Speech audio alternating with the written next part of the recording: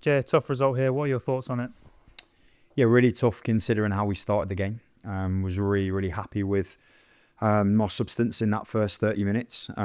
We were brave on the ball, played the switch well, and I think we freed up the runners in beyond for Jesse and Meg, and I think they tormented the back line for the first 30 minutes, freed up our wing backs. We knew they'd be the outlet against their 4-player block, and I think we're able to hurt them with the runs in beyond. And I think two of the set piece goals that we've scored from have come from real bright moments of play with the ball. Really happy obviously with the first one, Annie Wilden getting into the front post and winning the header. The second one, obviously, a little bit more fortuitous, going over everyone and ending in the back of the net. So we've given ourselves a 2-goal lead, and I thought we were deserved of that, and I thought we were playing some real good football. And then a moment of absolute madness through the phases, not around for the second ball pick-up, not winning a header that we should do.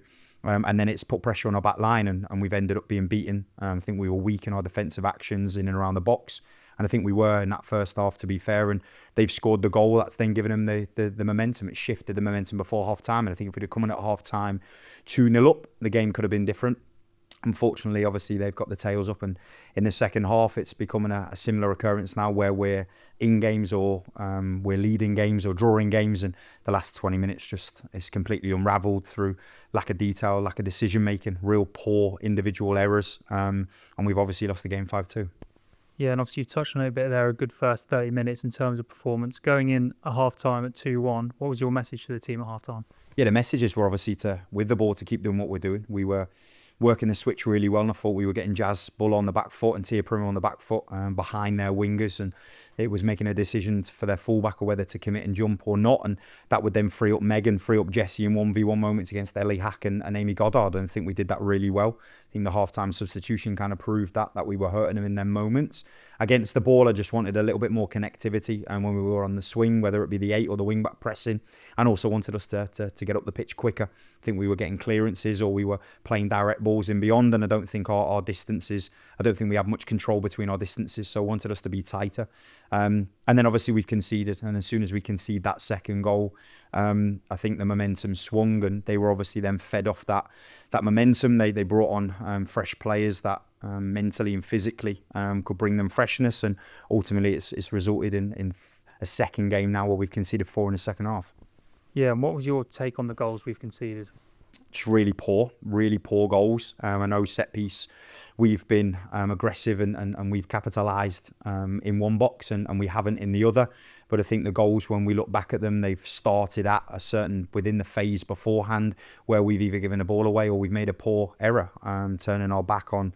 I think there was the second goal where we've lost the ball, turned our back on it and allowed her to strike from outside of the box, something she did on Wednesday night. So we should already be aware of her qualities in and around the box. And listen, I think some of the strikes were of quality to beat Jess, but they shouldn't be ending up in that moment. One of them turning to your inside, to come inside the pitch, where obviously we've got our numbers, we're strong in numbers inside, but still being able to get the shot off. And then at the end, I don't think we were switched on through the transition and they're able to play right through us. And I just think it comes back to individual detail, individual quality, individual mistakes that are obviously punishing us. And we were 2-1 up at Ipswich with 30 minutes to play. We were 2-2 against Ipswich with 20 to go.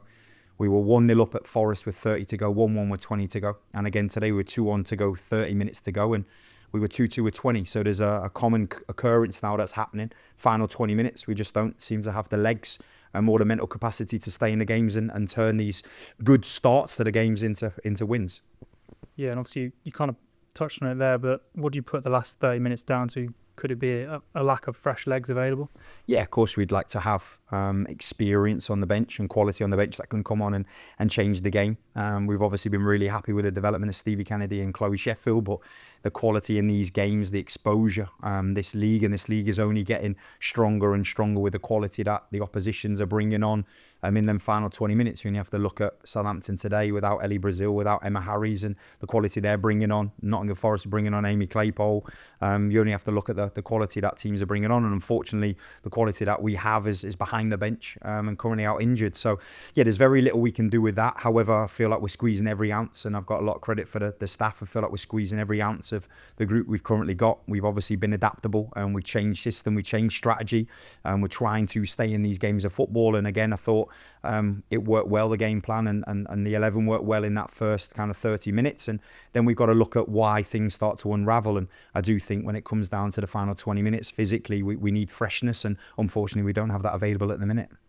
And ultimately, you obviously never want to lose any match, especially a derby. How do you reset the team and kind of go on from here?